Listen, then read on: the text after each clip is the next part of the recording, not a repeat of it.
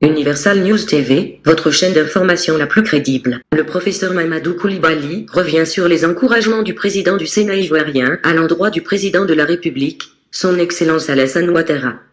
En fait, le président du Sénat a encouragé le président de la République à s'endetter davantage auprès des bailleurs de fonds étrangers. Une situation que le professeur Koulibaly condamne avec la dernière énergie, d'autant plus qu'en 1977, la dette a montré ses limites en Côte d'Ivoire et cela a provoqué ce que l'on a appelé la conjoncture. Le président Ouattara, au cadre de l'APSAO à l'époque, le sait très bien, précise-t-il. Écoutons maintenant le professeur Koulibaly. Écoutons. Cette semaine a commencé par une triste nouvelle, le décès accidentel de ce jeune artiste Didier Arafat. Et on sent beaucoup d'émotions dans la population, chez ses fans. Mes condoléances à tous et puis soyez rassurés de ma compassion. Et je n'oublie pas non plus cette jeune journaliste qui était dans le même accident et dont on m'a dit qu'elle se porterait de mieux en mieux, Denise Lafafié, prompt rétablissement à vous. Mais au-delà, j'aimerais revenir sur des questions d'actualité, notamment cette interpellation ou ces encouragements portés par le président du Sénat, dont la mission est de contrôler l'action gouvernementale, encouragement porté par le président du Sénat au président de la République, lui demandant de s'endetter, et que c'était une bonne chose, parce que Houphouët-Boigny même l'aurait fait. Monsieur le président du Sénat, il ne faut pas dire ça, c'est pas bien. D'abord, vous parlez au président de la République, Alassane Ouattara, qui s'y connaît en matière de dette, puisque quand Houphouët s'endettait dans les années 60-77, la période que vous appelez souvent celle du miracle ivoirien, les 15 ans là, Alassane Ouattara était chargé de mission auprès du gouverneur de la BCEAO, après avoir fini ses études bien sûr, ou alors directeur des études à la BCEAO. Donc ce n'est pas vous qui allez lui apprendre ce que c'est que cette histoire de dette. Deuxièmement, en 1977, la dette a montré ses limites en Côte d'Ivoire. On s'est hyper endetté et ça a donné ce que l'on a appelé la conjoncture. Je ne rentre pas dans les détails, vous les connaissez autant que moi. La conjoncture avec ses responsables qui sont toujours en vie d'ailleurs pour l'essentiel et qui signifiait quoi? Que nous avions pris de la dette, que nous avons mal utilisé en créant des sociétés d'État, des entreprises publiques qui n'ont rien rapporté à l'État que la dette avalisée. Et la conjoncture, c'était l'interpellation des créanciers devant notre incapacité à rembourser cette dette. Ça donnait quoi?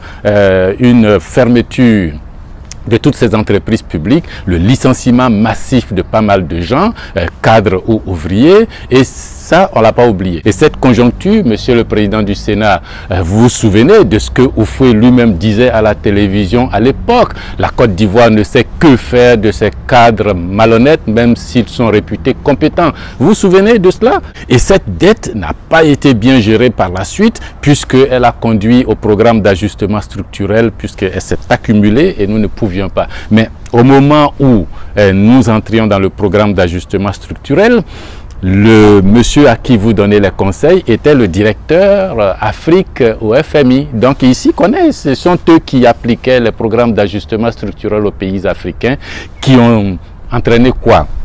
La coupure dans le budget des États, la fin des dépenses sociales, écoles, éducation, santé, internat, tout coupé parce que les créanciers voulaient que nous soyons capables de rembourser leurs dettes et donc toutes les dépenses qui allaient dans le secteur social devaient être détournées pour payer la dette. Ça, ce n'est pas bien. Il ne faut pas conseiller au monsieur qui a fait le programme d'ajustement structurel de venir faire la dette, non. Et puis, cet ajustement structurel d'ailleurs, qui n'a pas donné les effets, puisqu'elle s'est terminée par l'ajustement structurel renforcé, M. Ouattara est quand dessus, et a continué par le PPTE, annulation entre griffes de dette. Mais c'est toujours le même monsieur qui est président de la République, donc il ne faut pas lui donner de conseils en la matière. Et autre élément, quand vous dites que les grands pays sont endettés et donc si on s'endette, on va devenir grand. Mais non, vous vous trompez. C'est vrai que le Japon est hyper endetté à plus de 200% de son PIB. Mais le Japon est endetté auprès des populations japonaises et en monnaie japonaise. Le Japon n'est pas endetté en dollars auprès des États-Unis ou de la Banque mondiale ou du FMI. Donc, il ne faut pas comparer. La Chine, vous prenez l'exemple, oui, la Chine est endettée, mais elle est endettée en monnaie locale auprès des populations chinoises. Et puis l'utilisation, la Chine et le Japon sont de grands exportateurs de Sony, Mitsubishi, Honda, Kia et compagnie. C'est pas du café, du cacao, des arachides, de l'anacarde, les sacs de jute. Non, c'est pas du tout ça. Il faut pas comparer. Et puis vous prenez, les États-Unis sont hyper endettés. Oui, les États-Unis sont endettés, mais sont endettés en dollars. Et tout le reste du monde est endetté en dollars aussi. Donc les États-Unis peuvent fabriquer autant de dollars qu'ils veulent et puis distribuer au reste du monde. Ça n'a pas de douleur pour eux. Et puis tous ces pays que vous citez là, leur gouvernement aujourd'hui s'endette à taux d'intérêt zéro. Vous prenez l'Europe, oui, l'Europe est endettée, mais regardez les conséquences là-bas. Regardez la Grèce, regardez l'Italie, regardez la crise de l'euro. Bon, il ne faut pas dire que la dette est bien posée. La question aux gilets jaunes, ils vous diront. Donc, toutes les dettes ne sont pas pareilles. Il ne faut pas les comparer comme ça en disant les grands pays sont endettés. Donc, si nous nous endettons, nous allons devenir grands. Ce n'est pas vrai.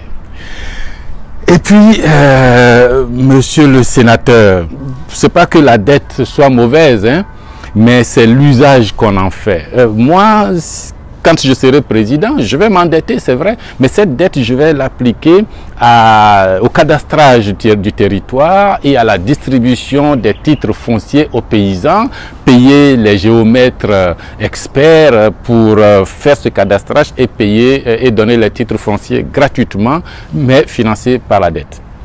C'est une dette, je suis sûr qu'elle va rapporter, elle va se rembourser avec l'impôt foncier, avec le rendement de l'agriculture qui va suivre et ça c'est une dette rentable. Mais si c'est pour prendre la dette et faire le viaduc de Cocody, l'autoroute pour aller à Sini, faire des goudrons de petite épaisseur comme ça, donc surfacturés, ou alors pour nous importer des tables bancs. Ça, c'est une question que vous devriez poser au président de la République. C'est quoi cette histoire de 2 fois 17 milliards de tables bancs importées, alors que quand on regarde sur Internet, une table banc ne fait pas 40 $. Et là, on nous les facture à 88 000 francs la table banc. Et puis, d'ailleurs, la question qui se pose, quels sont donc ces élèves de Côte d'Ivoire qui seront autorisés à s'installer dans des classes sur des tables bancs à 88 000 francs, alors qu'il y en a d'autres dans le même pays, dans la même République, qui s'installent sur des tables bancs à 15 000 francs et qu'il y en a d'autres qui sont dans le même pays, pour la même République, à même le sol, dans les écoles primaires. Et c'est quoi cette histoire de 170 milliards pour faire la finition d'écoles dans les régions au cours de 1 milliard et quelques. Et puis pourquoi tous ces marchés, 17 milliards, 170 milliards, pourquoi tous ces marchés au gré à gré? Monsieur le sénateur, il faut poser la question au président de la République. Le gouvernement ivoirien n'avait-il pas la capacité dans son budget de prévoir ses dépenses de l'éducation et de passer des appels d'offres en bonne et due règle pour éviter le gré à gré sur 170 milliards plus 34 milliards? C'est énorme, monsieur le sénateur. C'est ce qu'il faut poser comme question et ne pas encourager le président de la République à s'endetter. À s'endetter. Cette dette, il ne faut pas l'oublier, monsieur le sénateur, c'est de l'impôt différé. Vous matraquez vos enfants et vos petits-enfants parce que la dette d'aujourd'hui, ce sont les impôts de demain. Et puis, dernière chose, quand vous parlez des dettes, il faut comparer 3 éléments. Le taux d'intérêt auquel vous vous endettez, chez nous, là, c'est 6,5% en interne jusqu'à 9% pour certains eurobonds. Vous comparez ce taux au taux de croissance de l'économie, 9%, vous direz, vous vous endettez à 9% et puis l'économie croît à 9%, bon, ça ne rapporte pas grand-chose. Et puis ces deux éléments, vous les comparez au taux de croissance de la dette. taux de croissance annuel moyen 31%. Vous avez le taux de croissance annuel moyen du PIB qui est à 9%. Vous avez le taux de croissance annuel moyen de la dette qui est à 31%. Vous vous endettez à 6%, 7%, 8%, 9%. Et vous pensez que c'est intéressant, c'est rentable ça? Non, non, non. Enfin, voilà, mesdames et messieurs, si vous pensez que ces indications peuvent être utiles pour mieux comprendre la question de la dette, il faut liker, comme d'habitude. Et puis, si vous pensez que la dette en elle-même n'est pas mauvaise, mais que c'est l'usage que l'on en fait pour mettre au service de la population et non pas au service d'une certaine classe privilégiée ou de surfacturation ou de détournement, alors il faut partager. Il faut partager. Il faut arrêter de comparer la dette ivoirienne à la dette japonaise. Merci. Il est important de comprendre que la dette d'aujourd'hui, ce sont les impôts de demain. Avec un taux de croissance moyenne annuelle de la dette aujourd'hui qui est de 35%, le taux de croissance moyen du PIB qui est de 9%, il est impossible de s'endetter à 6%, 7%, 8%, 9%, et penser qu'une telle opération peut être rentable, conclut le professeur Mamadou Koulibaly. Et c'est cela, l'essentiel à retenir de ce documentaire économique. Universal News TV. Merci de suivre Universal News TV sur YouTube, nous vous rassurons que les informations que nous diffusons au quotidien sont suffisamment crédibles. Alors, n'hésitez pas à liker la vidéo si elle vous plaît, et si vous êtes nouveau sur la chaîne. N'oubliez pas de vous abonner et d'activer la cloche de notification pour ne pas rater nos prochaines vidéos.